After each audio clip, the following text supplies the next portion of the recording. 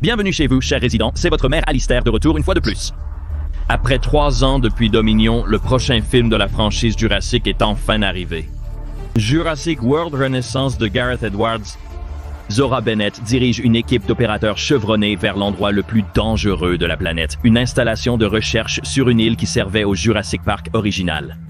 Leur mission est de sécuriser du matériel génétique provenant de dinosaures dont l'acide désoxyribonucléique peut offrir des avantages vitaux à l'humanité. Alors que l'expédition top secrète devient de plus en plus risquée, ils font bientôt une découverte sinistre et choquante qui était cachée au monde depuis des décennies. Nous suivons ce film depuis que Gareth Edwards a été annoncé comme réalisateur, après Godzilla, Rogue One et The Creator. Avec le retour du scénariste original de Jurassic Park, David Koepp, et la décision de tourner sur pellicule et en décor naturel dans les jungles de Thaïlande, les espoirs étaient grands pour un retour authentique et fidèle aux racines de la série. Mais après l'accueil mitigé des derniers volets, la question est de savoir si cela peut vraiment être le retour que les fans de Jurassic attendaient. Eh bien, après l'avoir vu en avant-première, la réponse est compliquée. Alors, analysons tout cela et voyons si Jurassic World Rebirth mérite votre temps. Pour les nouveaux sur Dangerville, abonnez-vous et activez la cloche de notification. Je m'adresse aux 70% d'entre vous qui n'êtes pas abonnés.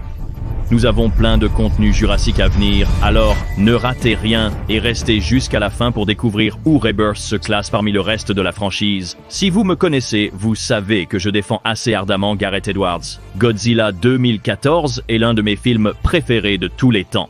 The Creator est magnifiquement filmé et Rogue One est facilement le meilleur film Star Wars de Disney. J'avais donc beaucoup d'espoir qu'il assure avec ce film et je suis heureux de dire qu'il a en grande partie réussi. Jurassic World Rebirth n'est en aucun cas un film parfait, mais je suis heureux de dire que j'ai pris beaucoup de plaisir à le regarder. Je garderai les spoilers pour une autre vidéo afin que vous ayez la chance de le voir. La franchise Jurassic a une longue histoire d'exploration de thèmes du monde réel, souvent à travers des scénarios assez simples. Sur le papier, Jurassic Park parle simplement de dinosaures en liberté sur une île, mais bien sûr, il offre bien plus que cela. Renaissance poursuit cette tendance, bien que l'histoire puisse paraître un peu légère en surface. Allez sur l'île, prélever l'acide désoxyribonucléique de dinosaures, partir. Il ne complique pas cette configuration de base, mais il aborde des idées assez actuelles, comme le coût absurde des médicaments vitaux et la marchandisation des avancées scientifiques. Subtil mais toujours percutant. Tout comme l'avertissement de l'original sur le capitalisme incontrôlé, ce film apporte sa propre réflexion sur l'éthique du pouvoir génétique monopolisé. Le film ne s'arrête pas pour enfoncer le clou, mais le message est bien présent. Ils auraient, clairement pu faire plus avec ce concept, car la base est là pour une histoire vraiment géniale. Mais je n'ai pas pu m'empêcher de sentir que la structure était construite autour de la livraison de plusieurs séquences pleines d'action, plutôt que de chercher à raconter une histoire intéressante. Pas mauvais, mais son cheminement linéaire évident pourrait en désintéresser certains. En termes de rythme, j'ai trouvé que le film passait très vite. Je n'ai réalisé qu'on était si avancé dans le film que lorsque mon voisin a vérifié son téléphone. Certains disent que ça commence lentement, et oui, il y a beaucoup de dialogue pendant environ 30 minutes, le temps de présenter les personnages, mais ensuite ça s'accélère, et une fois lancé, ça ne s'arrête plus. Un élément crucial d'un film Jurassic est ses personnages. Renaissance introduit certains des plus attachants depuis l'original. Jonathan Bailey, dans le rôle du Dr. Henry Loomis, se démarque vraiment. C'est le premier personnage depuis longtemps à s'émerveiller devant un dinosaure, sentiment auquel tout passionné peut s'identifier. Il vit l'un des plus beaux moments de la franchise depuis le premier film. Duncan Kincaid, joué par Mahershala Ali, est un autre atout majeur. Une présence calme et stoïque qui apporte néanmoins une profonde émotion. À la fin, il ne souhaitait vraiment qu'il s'en sorte vivant. Zora Bennett, jouée par Scarlett Johansson, débute avec un passé traumatisant, ajoutant du mystère au début du film. Mais malheureusement, cet élément n'est pas vraiment exploité. Cela ne change rien à la mission ou aux décisions, donnant l'impression d'un ajout superficiel. Ensuite, il y a la famille Delgado. Ce sont un peu les gens ordinaires du film et ils ont une dynamique étonnamment chaleureuse. J'aurais aimé qu'ils soient plus développés, mais ils ont sans doute la meilleure scène du film. Mais bien sûr, avec Gareth Edwards aux commandes, on s'attendait au moins à ce que ce soit beau visuellement. Alors, est-ce que c'était le cas? Pour moi, les visuels de Rebirth sont inégaux.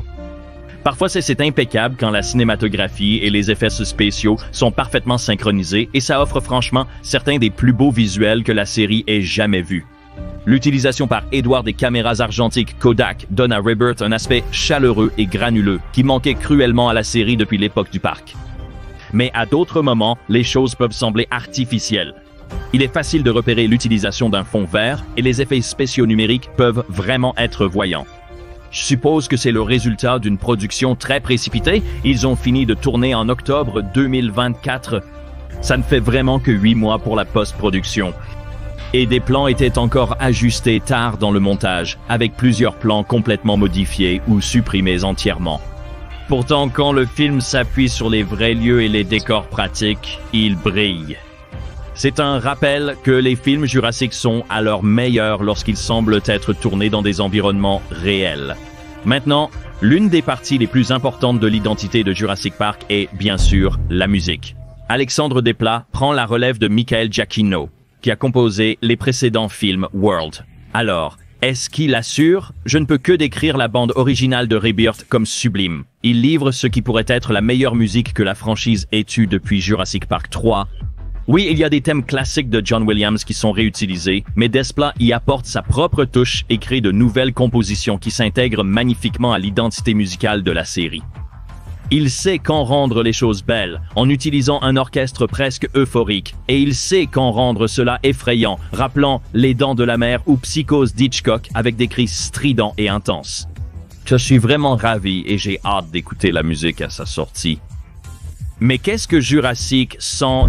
Edwards a déjà dit qu'il voulait revenir à la philosophie du moins c'est plus, en rendant les dinosaures réalistes, plus comme des animaux que comme des personnages dans un film de super-héros. Ils sont imprévisibles, bestiaux et les designs sont tout simplement excellents. Surtout ce nouveau T-Rex, mon cher Rebirther. La scène du radeau avec le T-Rex est dans le top 5 des scènes de la franchise. Les Raptors ont vraiment un super design. J'adore comment ils utilisent les dinosaures ici pour qu'ils ressemblent à de vrais animaux. Bien que l'un des plus gros problèmes que j'ai, c'est que les dinosaures entrent dans l'histoire, disparaissent et on ne les revoit jamais. Tu as des moments clés avec le Mosasaur, le Quetzalcoatlus, le Rex, le Titanosaure, etc. Mais ils ne reviennent presque jamais, à part quelques exceptions. Donc, modère tes attentes à ce sujet. Les dinosaures ici ressemblent presque à des rencontres aléatoires. Ça fait très jeu vidéo. Il faut aussi le dire, le D-Rex est génial. Cette créature est une vraie bête. Et je pense que beaucoup de sceptiques seront convaincus que cette créature est cool quand ils la verront vraiment dans le film. Bien sûr, Renaissance n'est pas sans. Le scénario peut sembler artificiel, les personnages prennent des décisions qui n'ont pas vraiment de sens et il y a beaucoup d'humour qui ne fonctionne pas toujours. David Diacono mise particulièrement sur son rôle de comique de service dans le film. Il m'a fait rire quelques fois, mais à un moment je me suis dit « Tu es coincé sur une île, prends la situation plus au sérieux ». Il y a aussi quelques retcons assez importants que je dois revoir le film pour bien comprendre. Certaines sont si énormes que je doutais d'avoir bien entendu. Rebirth ne fait pas vraiment avancer l'histoire ou l'univers de manière significative, ce que je comprends que beaucoup de gens n'aiment pas, mais je pense qu'il y a quelques indices subtils sur la direction que la franchise pourrait prendre à l'avenir. La fin est aussi peut-être un peu anticlimatique, et il se passe quelque chose qui n'est absolument pas expliqué, ce qui m'a laissé perplexe. Bien que certains éléments de la finale semblent être une réponse directe aux critiques du climax de Dominion, ce qui, pour être honnête, m'a plutôt rendu heureux. Il y a aussi quelque chose qui se passe au début qui est tellement stupide, vraiment tellement stupide. Je n'ai aucune idée pourquoi personne sur le plateau n'a dit « Est-ce qu'on peut trouver une autre façon pour que ça arrive ?» Parce que c'est tellement stupide que c'en est drôle, je vais approfondir. J'approfondirai le sujet dans une vidéo avec spoilers, mais en voyant le film, vous devinerez sûrement de quel passage je parle.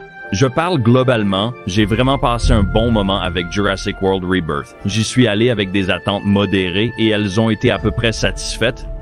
C'est une aventure imparfaite où l'on peut facilement la critiquer dans les moindres détails. Mais il y a aussi tellement de bonnes choses qu'on peut passer outre certains de ses problèmes. Il y a vraiment des scènes à suspense. C'est beau dans l'ensemble, il y a des personnages vraiment amusants et c'est accompagné de certaines des meilleures musiques. La franchise n'avait pas vu cela depuis plus de 20 ans. Même si on a vraiment l'impression que c'est juste une autre suite de Jurassic Park, le film n'essaie pas d'être le prochain Endgame avec son ampleur. Il essaye simplement d'être une bonne aventure indépendante et je pense qu'il remplit bien ce rôle. Gareth Edwards a fait un excellent travail avec le matériel ici. Je ne peux imaginer aucun autre réalisateur livrer quelque chose d'aussi qualitatif dans un délai aussi court. En tant que fan de Jurassic, je vais donner à Jurassic World Rebirth la note de 8 sur 10, ce qui correspond pour moi à un B+. Mais où est-ce que celui-ci se place dans ma liste de films Jurassic préférés? Avant Rebirth, mon préféré était bien sûr Jurassic Park, suivi de Le Monde Perdu, puis Fallen Kingdom. Je sais, c'est controversé. Ensuite Jurassic World, suivi de près par Jurassic Park 3 et tout en bas de la liste, il y a Dominion. C'est le seul film Jurassic que j'ai du mal à finir, j'adore les autres. Mais où se situe Rebirth? Actuellement, je le placerai juste en dessous de Le Monde Perdu. Je dois vraiment le revoir plusieurs fois pour bien fixer mon avis, mais après un premier visionnage, je dirais qu'il est juste un peu moins bon que Le Monde Perdu, qui possède toujours ce savoir-faire à la Spielberg qui reste inégalable. Mais pour moi, Renaissance est probablement le travail de la plus haute qualité depuis Spielberg, ce qui sera toujours difficile à égaler. Mais qu'as-tu pensé de Renaissance? Tu as aimé ou pas? Dites-le nous dans les commentaires, en évitant les spoilers pour ceux qui ne l'ont pas vu. Merci d'avoir regardé, chers résidents. Abonnez-vous, activez les notifications pour devenir un résident de Dangerville et mettez un like pour soutenir la chaîne. Je suis Alistair et on se retrouve résident dans la prochaine vidéo.